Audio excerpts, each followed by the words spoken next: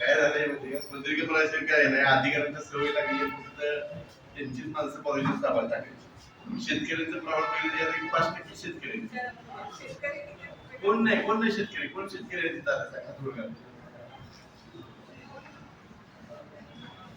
ही माझ्या म्हणाली शेतकरी बाहेर तुम्ही खबरदारी घेतली पाहिजे. आपण शेतकरी तुमच्या आपल्या लोकांना आपण कधीही सांगू शकतो. म्हणजे आम्हाला अध्यक्षाला काम नाही तुम्हाला भाषण द्यायला यायचं आपण काय कशासाठी शेतकऱ्यांना कळलं पाहिजे. आता तुम्ही जरा 4 वर्ष लोकांना काढा पाठीमागचं फक्त सीओनी आणि तुम्हाला सांगितलं सगळ्याला कळलं असं तुम्ही शेतकऱ्यापर्यंत सगळ्या पोहोचला पाहिजे. लोकांनी लक्षात ठेवा. आजच्या कृषी आणि कृषी विभागाच्या आढाव्याच्या निमित्तानं या कार्यक्रमासाठी उपस्थित जिल्हा परिषदच्या अध्यक्ष डॉक्टर प्रियाताई शिंदे यांनी आपल्या मार्गदर्शन केलं. आपल्या कृषी आणि कृषी विभागाच्या सभापती आमच्या कर्मेताई, पंचायत समितीचे सभापती आमचे महेशदादा गाडे, कार्यक्रमासाठी उपस्थित असलेले जिल्हा परिषद जिल्हा परिषद सहकारी आमचे कामेश कांबळे, त्या पद्धतीनं 3 गटाचे सदस्य सावंत नाना, केंद्रीय गटाचे आपल्या केंद्रीय गटाचे सदस्य आपल्या पूजाताई मोरे सदस्य खराबताई, त्या पद्धतीनं कार्यक्रमासाठी उभे असलेले पंचायत समितीचे सदस्य राजेश पवार, प्रभाकर, विजयताई साळुंके, राहुल कापले यांचा, शोभाताई लोटेकर, प्रवीणा आम्ही आमच्या कृषी सभापती नियोजन केले की प्रत्येक तालुक्यात जाऊन शेतकऱ्यापर्यंत शेवटच्या शेतकऱ्यापर्यंत पोहोचून जिल्हा परिषदेच्या ज्या योजना आहेत, कृषी विभागाच्या योजना आहेत, त्या अध्यक्षाने आमच्या उपस्थित लोकांच्यापर्यंत पोहोचवण्याचा प्रयत्न आमच्या करण्यात आलेला आहे. आणि याचं नियोजन त्याचं प्लॅनिंग असं होतं की प्रत्येकाच्या बांधापर्यंत पदाधिकारी पोहोचल्याने पदाधिकाऱ्यांनी संपूर्ण जिल्ह्याची माहिती घेतली. या दृष्टीने नियोजन आम्ही सुरू केलेलं आहे. त्यामुळे सर्व अधिकाऱ्यांना विनंती करेन की आता गोल गोल उत्तराचा आम्हाला चालणार. आता तुम्ही पूर्वी जिल्हा परिषदेच्या मिटिंगला आम्ही पहिल्यानंतर आमचे काही उपाभ्यास दाखवायचे आहे. कामं सांगणार की कामं एकूण मंजूर 30, इस्टिमेट त्याची झाल्यात 15, त्यात वर्क ऑर्डर झाल्यात 10, प्रगती पथावर 15, म्हणजे बेरीज येताना त्यांना 70 कामाची कामं म्हणणार मंजूर 25. ही वस्तुस्थिती गेल्या 4-5 वर्षांनी होती. परंतु आता सर्वांना मी विनंती करणार आहे की महाराष्ट्राचे मुख्यमंत्री देवेंद्रजी फडणवीस साहेब यांच्या माध्यमातून शेतकऱ्यांच्या पर्यंत आपण बघितलं तर कर्जमाफी सुद्धा नुसत्या सातारा जिल्ह्याला कर्जमाफी 150 कोटी रुपये मिळते. 150 कोटी म्हणजे काही जोक नाही. म्हणजे प्रत्येक शेतकऱ्यांना आता परत 50-50 प्रमाणे जे भरणार आहे त्यांना जवळजवळ अजून 400-500 कोटी रुपये मिळणार. त्यामुळे कृषी क्षेत्रात अतिशय महायुती सरकारची उल्लेखनीय काम करायचा प्रयत्न सुरू आहे. त्यामुळे कृषी क्षेत्रातून शेतकरी मोठा झाला पाहिजे, पशुधन वाचलं पाहिजे. त्या दृष्टीनं महाराष्ट्र शासनाने नियोजन आपण बघितलं असं फळा पेपरला आलं होतं. प्रत्येकाचं जनावर हे इन्शुरन्स त्याचा शासन उचलणार आहे. 15% मला वाटतं फक्त पैसे त्या मालकाला भरायचे, 85% पैसे शासन भरणार आहे. त्यामुळे शेळीला अपघाती किंवा निधन झालं तिला 7,000 रुपये, दुधाळ म्हशीला 70,000 रुपये, गाईला 90,000 रुपये, रेडा असं त्याला 60,000 रुपये. म्हणजे ही सगळ्या योजना शासनाच्या, या योजना शासनाच्या शेवटच्या शेतकऱ्यापर्यंत पोहोचल्या पाहिजे. ह्या पद्धतीने तुम्ही सर्व मंडळी काम करणार. आपण बघितलं असेल मागाशी पशु संवर्धन अधिकारी, पशुसंवर्धन अधिकारी बघितलं तर 11 आहेत. महेशदादा सांगितलं प्रत्येकानं 10 जनावर तपासणी चालू घेतली, प्रत्येक जरी 200 जनावर होते तर महिन्याला. पण आता तसं बघितलं तर सगळ्यांची मिळून आपल्या तालुक्यात 20-25 जनावर होते. त्या पद्धतीनं आपण बघतो की गाईला जर्सी गायला खोड झाला तर शेतकरी काय करतो, सांभाळायचा अवघड होते किंवा कुठेतरी दुसऱ्या दिवशी त्या जंगलात सुटतोय की ज्याला बिबट्याने खावं म्हणून. त्या दृष्टीने शासनाने प्रयत्न करून जास्तीत जास्त कालवडी कशा होत्या, म्हणजे 99% त्याचा रिझल्ट आहे. जे सिमेंट दिलं की कालवडच होती त्या गाईला, पण हे सुद्धा बऱ्याच शेतकऱ्यांना माहित नाही आणि आपण सांगायचं काम आपल्या बाजूला झालं पाहिजे. त्यामुळं पशुधन वाचलं पाहिजे. तुम्ही बघितलं असेल आता मुंडे साहेबांच्या कारकिर्दीत दूध डुप्लिकेट दूध बंद झाले. कुठं डुप्लिकेट दूध होत नाही. एफडीआयची तक्रार नुसती वस्तू ऑनलाईन तक्रार केली. परवा मी तर एक ठिकाणी तक्रार केली असं मी ऑफला गेलो होतो एक ठिकाणी बघितलं क्लबच्या तिथं एक गाडा होता आणि चिकन त्याला टांगलेलं होतं आणि एवढी गर्दी होती ते काय खायला काय नक्की एवढं विषय लगेच संपते म्हणजे मी तक्रार केली रेड पडली तर पूर्णपणे 4 दिवसाचं पूर्वी ते चिकन होते ते इकडं थापलेलं गाडा बंद राहत ही वस्तू होती. त्यामुळे शेतकरी सुद्धा जागृत झालाय तर अधिकाऱ्यांनी जागृत झालं पाहिजे. एक मुंडे साहेबांसारखा अधिकाऱ्यानंतर सगळं डुप्लिकेट आम्ही लहान मुलांना विष पाजत होतो.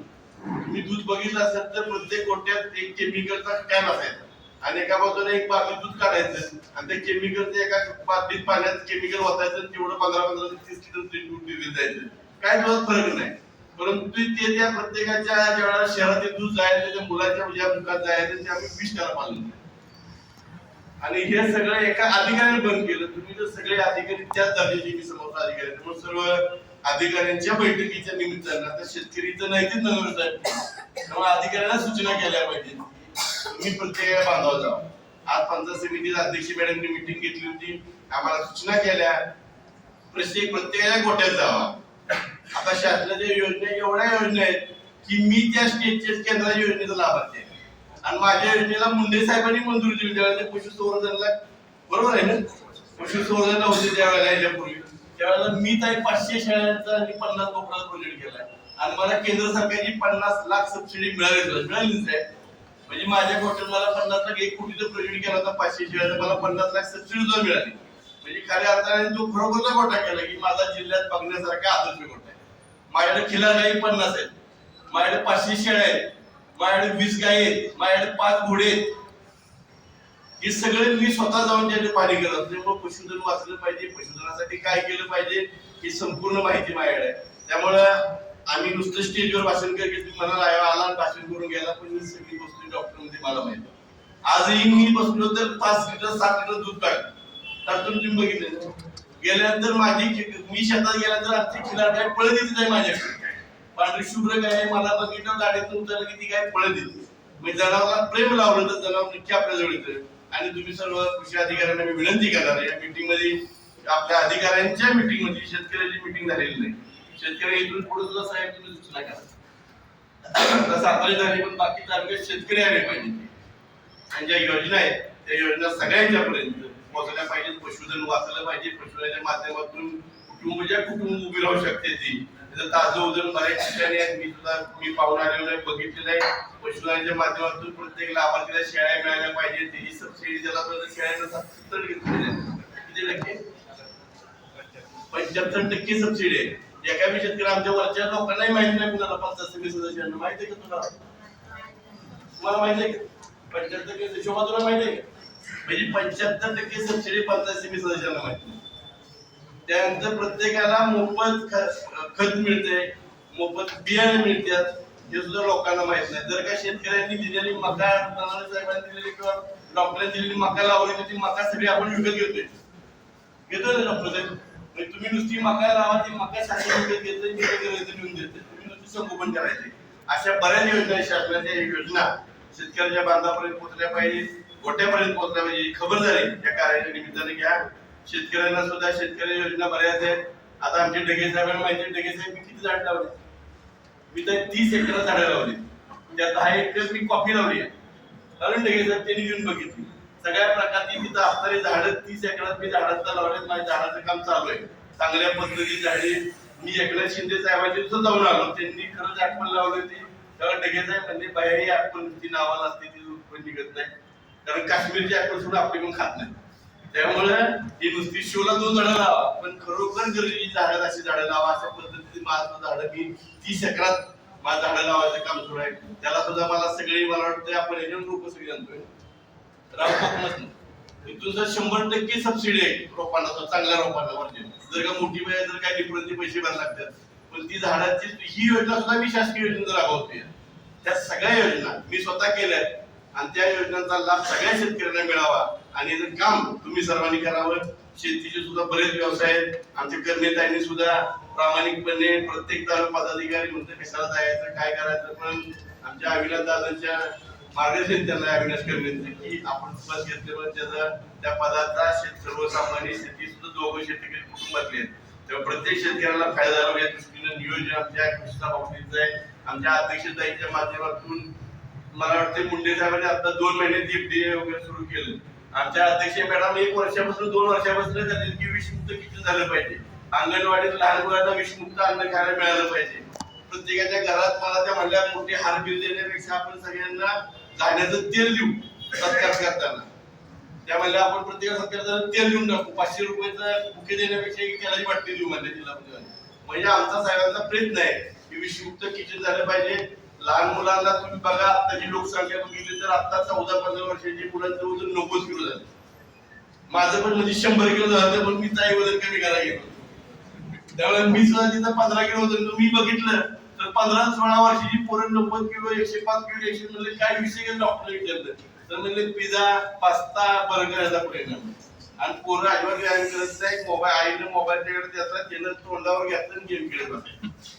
त्यामुळे त्या लहान मुलांची जो वस्तुस्थिती हे सगळे विषय बदलण्यासाठी जिल्हा परिषद कटिबद्ध आहे. जिल्हा परिषद माध्यमातून ज्या योजना असतात, आम्ही आता आरोग्य क्षेत्रात सुद्धा चांगलं काम करायला ठरवलंय. आरोग्य सुद्धा आता आपण मी परवा तुम्हाला सांगितलं की आरोग्य क्षेत्राचा एक पीएससी चालवायला 50 लाख रुपये खर्च येतो.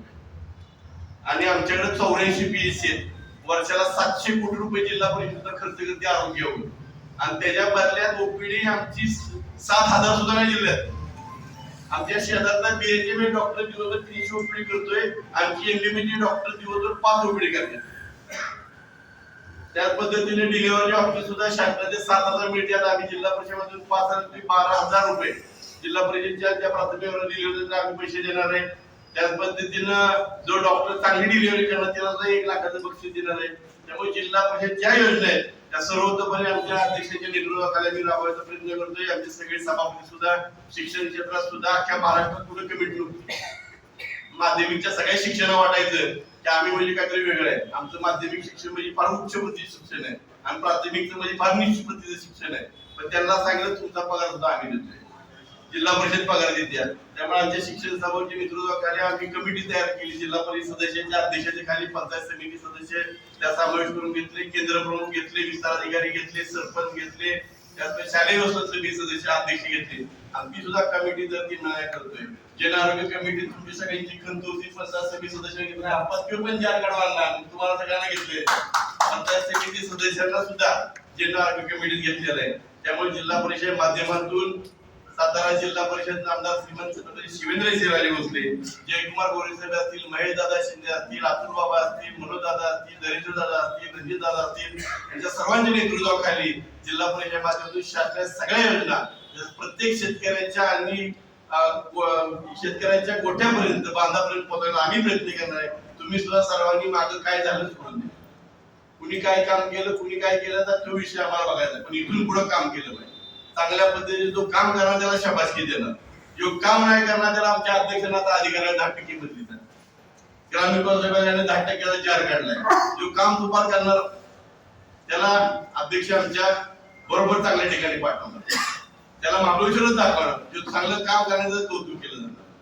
पहिली जिल्हा परिषद की आमचा कर्मचारी रिटायर झाला की त्याच्या 31 तारखेला त्याचा पेन्शनचा फॉर्म आणि सगळा सत्कार करून एक शीट देऊन पाठवली. सातारा जिल्ह्यात पहिली शिक्षण क्षेत्रात आमचं एवढं उल्लेखनीय काम झालंय की जिल्ह्यात महाराष्ट्रात 2 नंबरचा शिक्षण क्षेत्रात काम आलंय, देशात 10वा नंबर आलाय. त्यामुळे चांगली काम करायचे आमचे प्रयत्न. अध्यक्षांच्या सर्व पदाधिकारी, सर्व आमचे अधिकारी, आमच्या सीईओनी सुद्धा अतिशय गेल्या 2-3 वर्षात चांगलं काम केलेलं आहे. त्यामुळे आपण सर्वांनी इथून पुढे सुद्धा चांगलं काम करण्यासाठी सातारा जिल्ह्यात 4 मंत्री आहेत आणि तुम्ही काय आता त्याची काय काळजी करू नका. काय संजय झाला काय झालं सगळे माहिती होते. पालकमंत्री असतील, मकरदाबा असतील, शिवेंद्रराजे असतील, सर्व मंडळी, गोरे साहेब असतील, ही सर्व मंडळी जिल्ह्यासाठी प्रयत्न करणार. जी त्यांच्या मागणी करू ती सगळी कामं त्यांच्या माध्यमातून होतात.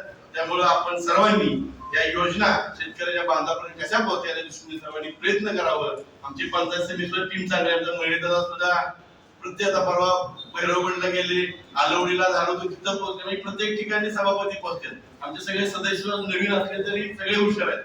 आमची शोभाचा सगळ्या योजना माहिती. सौर योजनेची तिनं तिच्या गावात सरपंच असताना 100 लाईटी बसवल्या. तुम्ही बघायला गावात आहे सौर ऊर्जा अख्ख्या गावात 1 रुपया बिल येत नाही. तिनं पंचायतच्या ग्रामपंचायतीनं प्रत्येक मुळामुळात लाईट बसवली. आता ते मला सगळीला बसवायला लागते. सगळ्यांनी तिच्यासारखं आम्हाला करून देऊ तिने केलंय. पण अतिशय अनुभवी आहे. त्यामुळं आमच्या सागरच्या साळुंखेचा सुद्धा सागरचा एवढा मोठा अनुभव आहे जिल्हा परिषदेचा, त्यासुद्धा त्यांचे चांगलं काम करतात.